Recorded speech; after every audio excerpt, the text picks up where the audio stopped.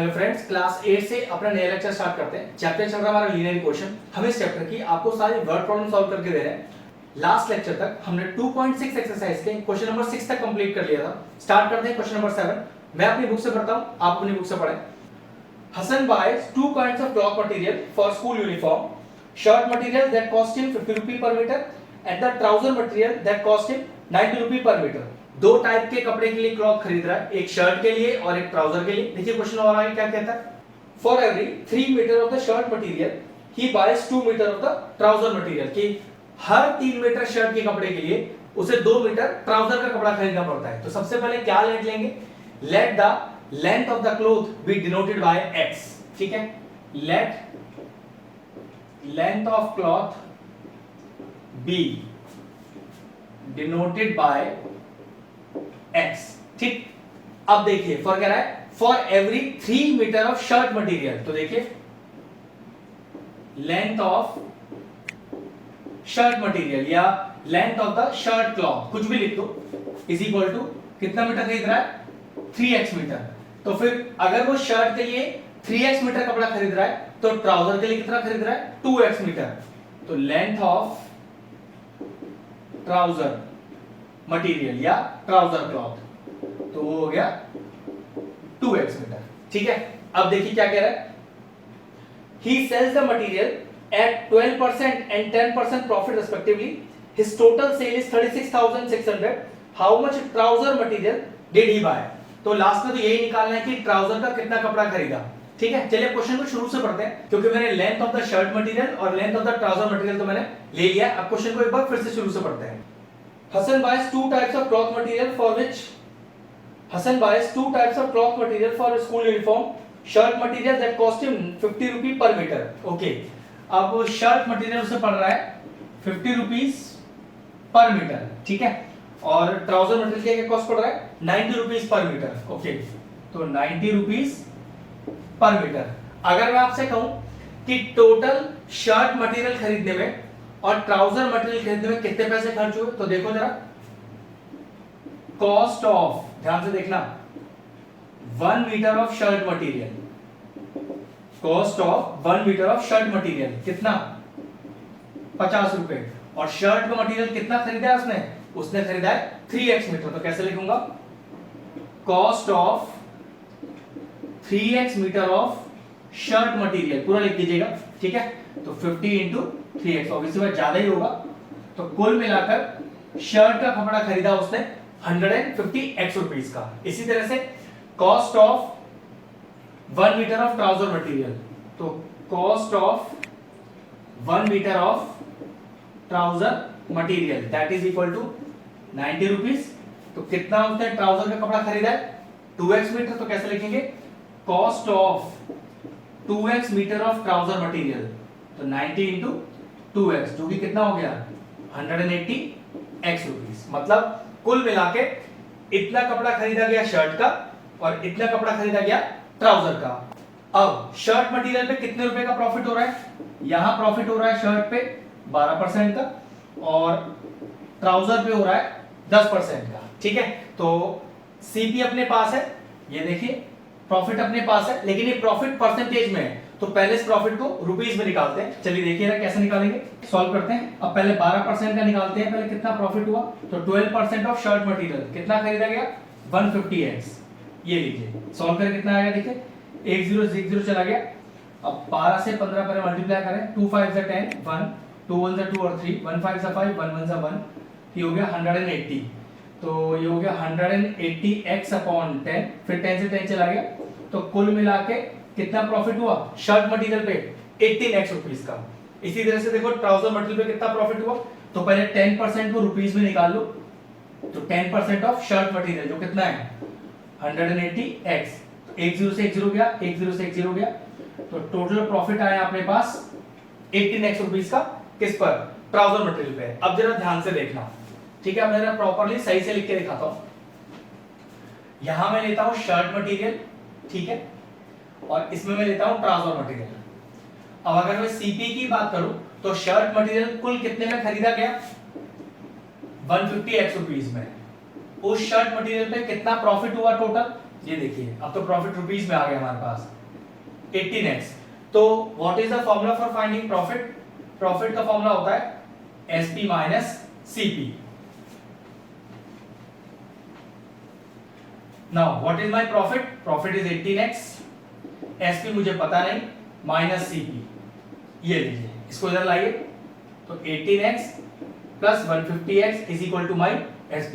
ये हो गया आपका SP 168x रुपीस। मतलब तो ये पता चला कि कुल मिला के शर्ट का कपड़ा खरीदा गया 150x रुपीस में और उसे बेचा गया 168x रुपीस में। ठीक है, अब ऐसे बिल्कुल ट्राउजर की बात करते हैं। तो ट्राउजर का CP, कुल ट्राउजर कितने में खरीदा गया? 180x रुपीस में। अब ट्राउजर पे कितना कुल प्रॉफिट हुआ? 18x का। तो ये लीजिए प्रॉफिट आ गया 18x का। लगाइए प्रॉफिट का फॉर्मूला, क्या होता है? Profit is equal to SP minus CP। अब प्रॉफिट इज 18x, SP पता नहीं, CP कितना है? 180x। नो 180 को उधर ले आइए, तो 18x plus 180x is equal to SP। तो SP आपके पास आया 198x रुपीस। अब क्वेश्चन में हमसे क्या कह रहा है? कुल मिलाकर शर्ट मटेरियल और ट्राउजर मटेरियल को बेचकर कितना पैसा मिला? 36,660। तो according to question total shirt material बेचने में प्लस टोटल ट्राउजर मटेरियल बेचकर हमें कुल कितना पैसा मिला? 36,600। अब जरा जोड़ते हैं इसे, 8 और 8 16, एक कैरी हो गया 10 और एक 16, फिर एक कैरी हो गया और 3 x इज इक्वल टू 36,600। 366 नीचे चला गया, तो 366 अपॉन 366 पूरा कट के कितना आ गया? अब यहां से आपके पास x की वैल्यू आ गई 100। हमें निकालना था कि ट्राउजर मटेरियल कितना खरीदा गया। अब ट्राउजर मटेरियल टोटल खरीदा गया था 2x मीटर, x का वैल्यू आ गया 100, तो 2 into 100। तो हमें पता चला कि कुल मिलाकर जो ट्राउजर का कपड़ा था वो 200 मीटर खरीदा गया।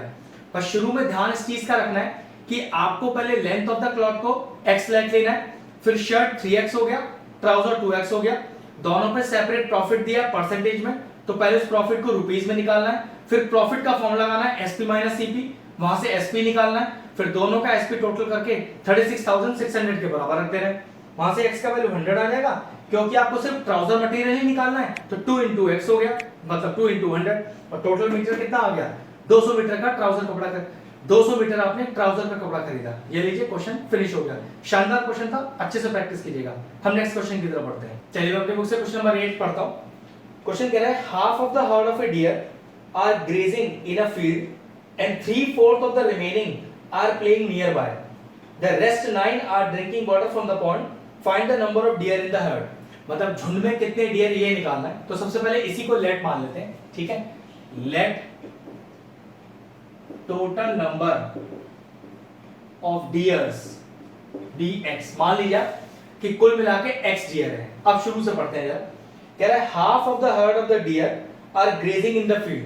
मतलब जितने भी डियर थे उसके आधे डियर फील्ड के अंदर चल रहे हैं, ठीक है, ग्रेज कर रहे हैं। तो लिखेंगे number of deers grazing in field. कितने? आधे। तो टोटल का क्या क्या बने? आधा कर दिया कि जितने भी डियर थे उसके आधे डियर ग्रेज कर रहे हैं फील्ड के अंदर। नेक्स्ट अब क्या कह रहा है? 3/4 ऑफ द रिमेनिंग। तो पहले देख तो लें कि रिमेनिंग कितने बचे। तो लिखिए रिमेनिंग डियर, रिमेनिंग डियर। तो कुल x थे, x/2 चले गए ग्रेज करने, तो कुल कितने बचे? एलसीएम ले लीजिए। तो ये लीजिए आपके पास आया कि कुल x/2 डियर अभी बचे हैं। अब देखो उसका क्या कह रहा है कि 3/4 of the remaining are grazing nearby, ठीक है। तो number of deers grazing nearby कितने? जितने बचे हैं उसके 3/4। तो 3/4 किसके? जितने बचे हुए हैं। तो कुल कितना हो गया? देखो ये हो गया 3x/8 deers are playing nearby, मतलब आसपास कहीं खेल रहे हैं। The rest 9 are drinking water from the pond. Okay. So number of deers drinking water कितने? 9। अब सोचो कि कुल डियर थे कितने? x। वो सारे डियर वो सारे डियर्स इधर उधर घूम ही रहे हैं, तो देखना वो डियर कौन कौन से, एक तो ये वाले अकॉर्डिंग टू क्वेश्चन डाल दीजिए, प्लस ये वाले, प्लस 9 बचे हुए। तो ये कुल मिला के डियर है कितने, जितने हमने लेट लिए थे। बस ये इस क्वेश्चन का कंसेप्ट है कि जितनी भी कंडीशन दी है सारी कंडीशन जोड़ दो, वो हमेशा उसी के बराबर आएगी जो आपने total number of deer let लिए होंगे। बस अब क्या करना है, x एक तरफ कर लेते हैं, नंबर एक तरफ कर लेते हैं, ठीक है, इन सबको उधर ले जाते हैं। तो 9 is equal to x minus x upon 2 minus का 3x अपॉन 8, एलसीएम लीजिए, 8 एलसीएम आ गया, तो 8x माइनस का 4x माइनस का 3x और इज इक्वल टू 9। अगला स्टेप देखिए, ये आएगा 8x में से आपको 4 माइनस 3 7x माइनस करना पड़ेगा, तो ठीक है, कितना आ गया, 9 is equal to 8 minus 7 is 1x upon 8, cross multiply कर दीजिए। तो कुल मिलाकर देखिए कितने सारे डियर्स थे, तो कुल मिलाकर 72 डियर्स थे जो झुंड के अंदर थे। बस ये हमें आंसर निकालना था, तो आंसर इज 72। क्वेश्चन का कंसेप्ट बहुत अच्छा है, इस तरह के क्वेश्चंस को अच्छे से प्रैक्टिस कीजिएगा। बस ये ध्यान रखना कि जितनी कंडीशन दी है अगर मैं सारी जोड़ दूं तो वो कुल मिला के जो हमने डियर नंबर लेट लिया था शुरू में उसी के बराबर होगा, ठीक है। तो टोटल आंसर आया 72। चलिए क्वेश्चन नंबर 9 मैं अपनी बुक से पढ़ता हूं। क्वेश्चन कह रहा है कि अ grandfather is 10 times older than his granddaughter, he is also 54 years older than her, find their present ages। तो चलिए देखो पहली लाइन फिर से पढ़ते हैं। A grandfather is 10 times older than his granddaughter। तो सबसे पहले मैं क्या करता हूं, ग्रैंडडॉटर की एज को लेट करता हूं, लेट एज ऑफ ग्रैंडडॉटर कितना माने x years। तो क्या कह रहा है पहली लाइन में, the grandfather is 10 times older than granddaughter, मतलब एज ऑफ ग्रैंडफादर कितना आ गया 10 times 10 गुना। तो अगर ग्रैंडडॉटर x साल की है तो फिर ग्रैंडफादर कितने हो गए 10x years के। अब देखो क्वेश्चन की कंडीशन क्या है, he is also 54 year older than her. तो देखो अकॉर्डिंग टू क्वेश्चन डाल के क्या आएगा, ही इज आल्सो मतलब ग्रैंडफादर की बात चल रही है कि जो ग्रैंडफादर हैं वो 54 इयर्स बड़े हैं, ओल्डर मतलब बड़े हैं किससे, ग्रैंडडॉटर से। तो 54 इयर्स बड़े हैं, बड़े मतलब प्लस, किससे बड़े, ग्रैंडडॉटर की एज से। तो ग्रैंडफादर 54 इयर्स बड़े हैं, 54 इयर्स बड़े हैं अपनी ग्रैंडडॉटर से। बस ठीक है, x x एक तरफ कर लीजिए। तो देखिए ये हो गया 9x इज इक्वल टू 54 और x आ गया 54 अपॉन 9, 9 6 54, तो x का वैल्यू कितना आ गया 6 आ गया। x ही ग्रैंडडॉटर की एज थी, तो कितना आ गया ग्रैंडडॉटर की एज, तो ग्रैंडडॉटर आ गई x इयर्स की जो कि कितना है 6, तो ग्रैंडडॉटर हो गई 6 साल की। और अगर हम ग्रैंडफादर की बात करें तो वो 10x इयर्स के थे, तो 10 इंटू x जो कि है 6, तो ग्रैंडफादर कितने साल के हो गए, ग्रैंडफादर हो गए 60 साल के, जबकि ग्रैंडडॉटर हो गई 6 इयर्स की। ठीक है, क्वेश्चन फिनिश हो गया। चलिए क्वेश्चन नंबर 10 पढ़ता हूं, एक्सरसाइज का आखिरी क्वेश्चन है। अमन's as is 3 times his son age, 10 year ago he was 5 times his son's age, find their present ages। तो सबसे पहले देखो फिर से पढ़ते हैं और आपको हैंड टू हैंड बताता हूं क्या करना है।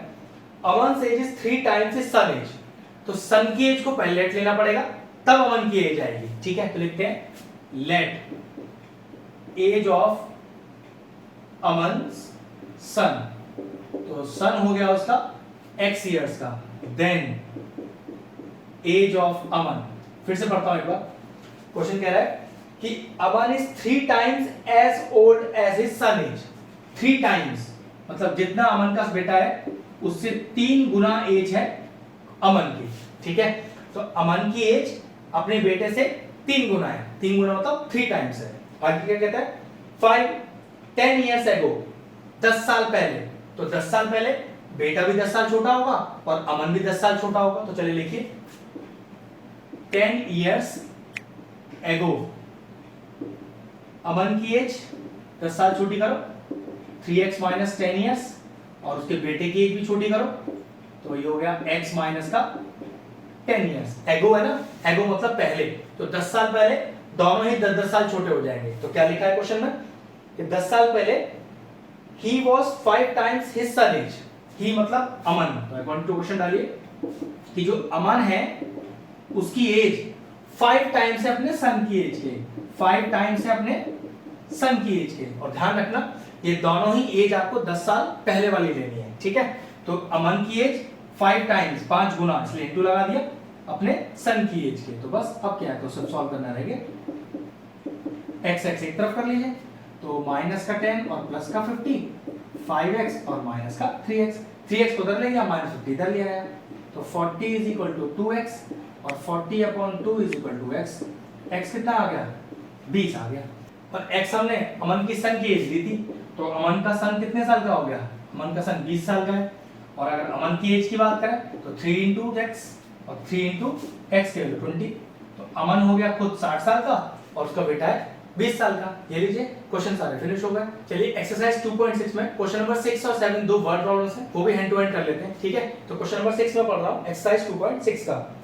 The age of Hari and Harry are in the ratio 5:7। Okay, दो जनों की एज का रेशियो दिया हुआ है, तो सबसे पहले क्या करते हैं, जब भी रेशियो दिया होता है कि let the age be denoted by किससे, x से, तो फिर हरी की एज कितनी हो गई और हैरी की एज कितनी हो गई, तो लिखेंगे एज ऑफ हरी और एज ऑफ हैरी। तो देखो एक बार रेशियो देख लेता हूं कितना है, रेशियो दिया है आपको 5:7, तो हरी हो गया 5x ईयर्स का और हैरी हो गया 7x ईयर्स का, ठीक है, ध्यान रखिएगा। अब क्या कह रहा है आगे देखिए, 4 इयर्स फ्रॉम नाउ, आज से 4 साल बाद, तो आज से 4 साल बाद हरी भी 4 साल बड़ा हो जाएगा, हैरी भी 4 साल बड़ा हो जाएगा। तो चलिए पहले दोनों को 4 साल बड़ा करते हैं, तो लिखेंगे 4 years from now age of Hari, 4 साल बड़ा करो हरी को, तो 5x प्लस 4 इयर्स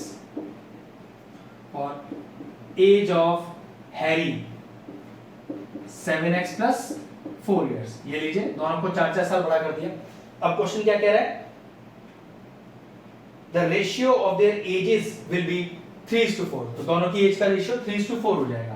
तो अकॉर्डिंग टू क्वेश्चन दोनों की एज तो अपने पास है, उसका रेशियो लेके कितना हो जाएगा 3:4। बस अब सॉल्व करते हैं, क्रॉस मल्टीप्लाई करके आंसर निकालेंगे। तो 4 into 5x plus 4 is equal to 3 into 7x plus 4, अंदर मल्टीप्लाई कीजिए, 20x plus 16 is equal to 21x plus 12, x आर एक तरफ, नंबर एक तरफ, 21x माइनस का 20x, तो 16 में से 12 गया 4 और 21 में से 20 गया 1, तो 1x हो गया। तो x का वैल्यू कितना आ गया, 4 आ गया। हमें फाइंड क्या करना है वो देख लेते हैं एक बार, फाइंड देयर प्रेजेंट एजेस। तो एज ऑफ हरी कितना था 5x, x का वैल्यू है हमारे पास 4, तो यहाँ पर हरी आ गया 20 साल का और हैरी है 7x, तो 7 इंटू 4 और हैरी की एज आ गई 28 इयर्स। आसान से क्वेश्चन है, यहाँ तो रेशियो दिया होता है तो पहले आपको लेट ही करना पड़ता है उस चीज को, उसके बाद तो फिर आपको फॉरवर्ड पता है, ठीक है। Therefore the answer age of Hari 20 years and age of Harry 28 years. Question complete. Question number 7 करते हैं। चलिए क्वेश्चन नंबर 7 स्टार्ट करते हैं। कह रहा है कि the denominator of a rational number is greater than the numerator bye 8। Okay, जो डिनोमिनेटर है वो न्यूमरेटर से 8 ज्यादा है, तो पहले ये तो पता कर ले कि न्यूमरेटर कितना है, तो लिखते हैं वैसे let the numerator be x। तो डिनोमिनेटर कह रहा है कि वो न्यूमरेटर से 8 ज्यादा है, तो अगर न्यूमरेटर x है तो डिनोमिनेटर को 8 ज्यादा करना है प्लस 8 करना है, ठीक है। टाइम्स नहीं बोल रहा है, टाइम्स होता तो 8x करता, ज्यादा मतलब बड़ा है, तो बड़े के लिए हम ऐड करते हैं हमेशा। फिर क्या कह रहा है, if the numerator is increased by 17, अगर न्यूमरेटर को 17 बढ़ा दिया जाए तो कैसे लिखेंगे, न्यू न्यूमरेटर या इंक्रीज्ड न्यूमरेटर, कुछ भी लिख सकते हैं। 17 बढ़ा दिया और डिनोमिनेटर के लिए क्या कह रहा है, and the denominator is decreased bye 1। Okay, new denominator या लिख सकते हैं डिक्रीज्ड डिनोमिनेटर, एक घटाइए, तो कितना है डिनोमिनेटर x प्लस 8, उसमें से 1 माइनस कर दीजिए, तो डिनोमिनेटर आ गया आपका x प्लस 7, ठीक है। और क्या क्या रहा है फिर उसके लिए, द नंबर ऑब्टेन्ड इज 3/2, मतलब according to question number obtained मतलब न्यूमरेटर डिनोमिनेटर की बात कर रहा है ना, तो numerator upon denominator is equal to ratio कितना है, दैट इज इक्वल टू 3/2। बस ये लीजिए क्रॉस मल्टीप्लाई करके सॉल्व करना है। तो 2 into x plus 17 is equal to 3 into x plus 7, ये हो गया 2x plus 34 is equal to 3x plus 21। x एक तरफ, नंबर एक तरफ, तो 34 माइनस 21 और 3x माइनस का 2x, ये कितना आ गया आपके पास, 4 में से 1 गया 3, 3 में से 2 गया 1 इज इक्वल टू x। तो x का वैल्यू आ गया 13। फाइंड क्या करना है वो देख लेते हैं। Find the rational number. तो रैशनल नंबर यहाँ पर क्या होगा, ध्यान रखना, जो ओरिजिनल आपने न्यूमरेटर और डिनोमिनेटर लिए उसी के फ्रैक्शन को बोलेंगे रैशनल नंबर। तो न्यूमरेटर अपॉन डिनोमिनेटर, मतलब x upon x plus 8 is your final answer. x 13 है आपके पास, तो डालिए 13 अपॉन 13 प्लस 8, तो ये हो गया 13 अपॉन 21। तो रैशनल नंबर क्या है आपके पास, तो रैशनल नंबर है 13 अपॉन 21। तो सारे वर्ड प्रॉब्लम्स के फिनिश होते हैं, चैप्टर में हमारा फिनिश होता है। ठीक है, अच्छे से पूरे वर्ड प्रॉब्लम्स की प्रैक्टिस कीजिएगा। चलिए वीडियो फिनिश करते हैं। अगर आपको हमारा वीडियो इंफॉर्मेटिव लगा हो तो हमारे चैनल मैथ्स प्लीज को सब्सक्राइब कर लें और साथ में लगे बेल आइकन को भी हिट कर दें, जिससे आगे आने वाले वीडियोस का नोटिफिकेशन आपको सबसे पहले मिल जाए।